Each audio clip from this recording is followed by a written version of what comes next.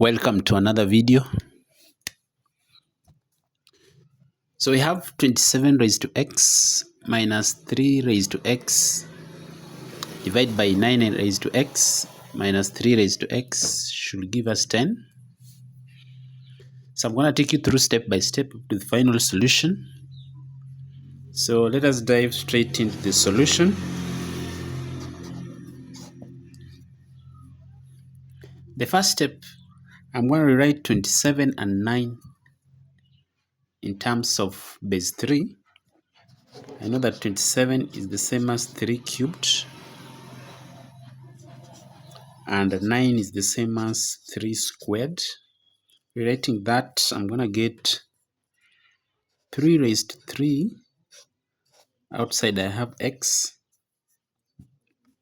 minus 3 raised to x over 3 squared.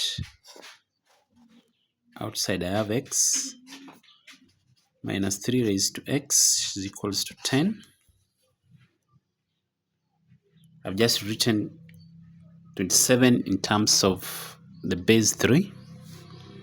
And recall that wherever you have a raised to a, n, and outside you have m, this can be multiplied as a raised to n multiplied by m, and then vice versa. I can interchange and remove m outside. So here I'm going to remove 3 outside as 3 raised to x. Outside I have 3 minus 3 raised to x. Divide by here also I can remove the squared outside. Like that is equals to 10. So guys, if you're watching us for the first time, kindly like this video, comment, share, and remember to subscribe. At this point, I'm going to let 3 raised to x be any letter m. So when I substitute it here, I'm going to get m cubic minus m all over m squared minus m should give me 10.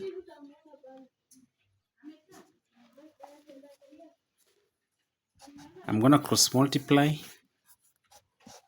and then I'm going to end up with m cubic minus m is equals to 10 in bracket m squared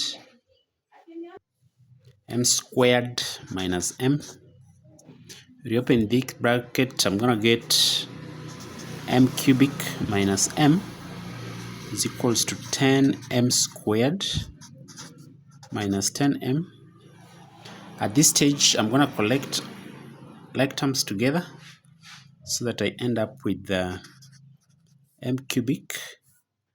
Let me bring this one. It's going to be minus 10m squared minus m. Then taking this on the other side, plus 10m. I'm going to end up with 0. Solving it, I'm going to end up with m cubic minus 10m squared goes plus 9m is equals to 0. So it is a cubic function. Solving it, I'll end up with factorizing. I'm going to factor out m so that I end up with m. Since m is common, m squared minus 10m, of course, plus 9 is equals to 0. Since this is the product of two functions, it goes without saying that m is equals to 0, or m squared minus 10m plus 9 is equals to 0. So this is a quadratic equation. Solving this quadratic equation, I'll solving it using quadratic formula, and I have the coefficient as a of a as 1, b is negative 10, and c is equals to positive 9. So m alone, using quadratic formula, I'll end up with the negative of b plus or minus the square root b squared minus 4 times a times c divided by 2 times a, like that. So m becomes, of course, negative times negative is 10 plus or minus the square root of 100 minus 9 times 4 is 36 over 2. So I'm going to call this was my first m. So m, simplifying it further, I'm going to get 10 plus or minus the square root of 64 divided by 2. Then m now becomes plus or minus 8. Square root of 64 is 8 divided by 2. And here I'm ending up with two values of m. The first one, I'm going to take the positive, so it is 18 over 2, which is 9.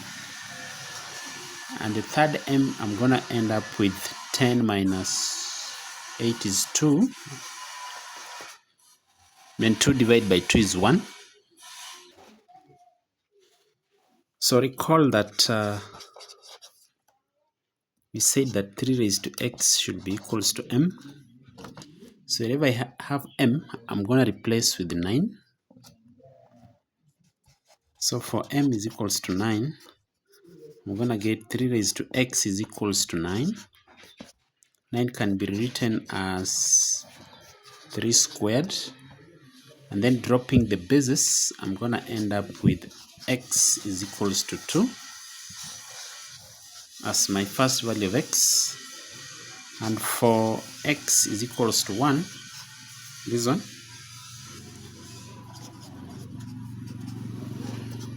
equating it like that, I'm going to end up with 3 raised to x is equals to, writing 1 in terms of base 3 is 3 power 0. And then dropping the bases and equating the powers, I end up getting x is equals to 0.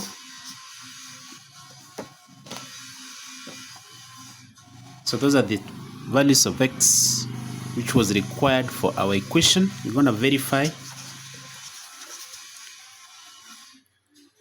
We had 27 raised to x minus 3 raised to x over 9 raised to x minus 3 raised to x is equals to 10.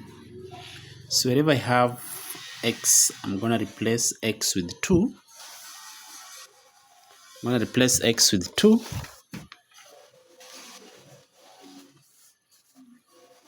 So that I have 27 raised to 2 minus 3 raised to 2 over 9 raised to 2 minus 3 raised to 2 should give me 10.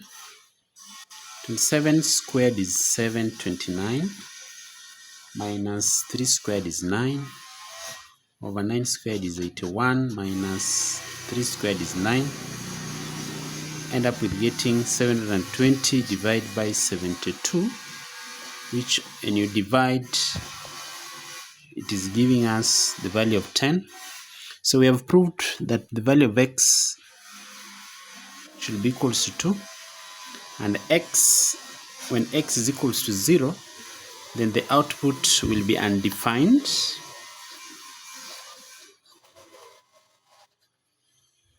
It will be undefined. So it goes without saying that the actual value of x which satisfies our equation is x is equals to 2. So kindly like this video, don't forget to subscribe, share it, comment using an alternative approach. Until we meet again in the next video, goodbye for now.